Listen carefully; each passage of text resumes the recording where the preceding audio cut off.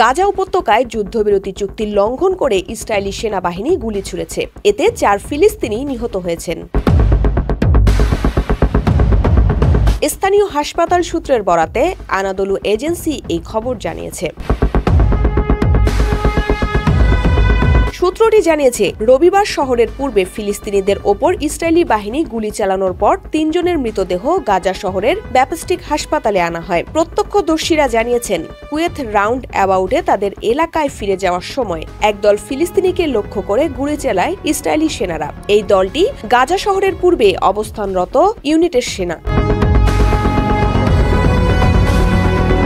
এর আগে উত্তর গাজাকে দক্ষিণ থেকে পৃথককারী নেটজারিম করিডোর থেকে সেনাবাহিনী সরে যায়। এরপর সেখানকার বাসিন্দারা ফিরে আসতে শুরু করে। এমনই এক ফিলিস্তিনি তাদের এলাকা দেখার জন্য আসার পথে গুলির কবলে পড়লেন।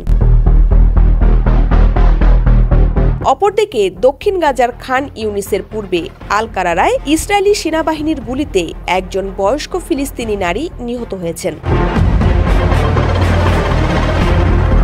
ইসরায়েলি সেনাবাহিনী নিশ্চিত করেছেন তাদের সেনারা সন্দেহভাজনদের উপর গুলি চালিয়েছে, কারণ অজ্ঞাতরা গাজা শহরের পূর্বে নাহালোজের কাছে সেনা অবস্থানের দিকে এগিয়ে আসছিল। নিরাপত্তার স্বার্থেই গুলি চালাতে বাধ্য হয়েছে বলে দাবি সেনাদের।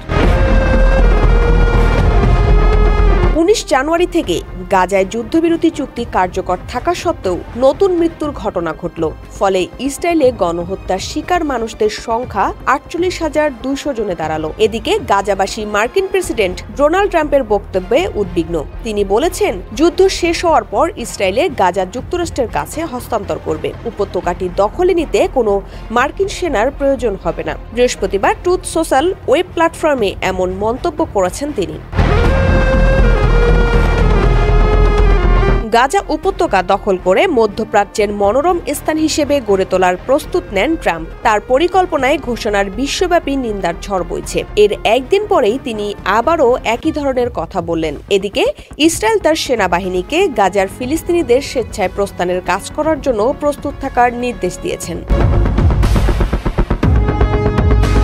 ইন্দ্রাণী মুখার্জি, ডেস্ক রিপোর্ট, সকালের বাণী।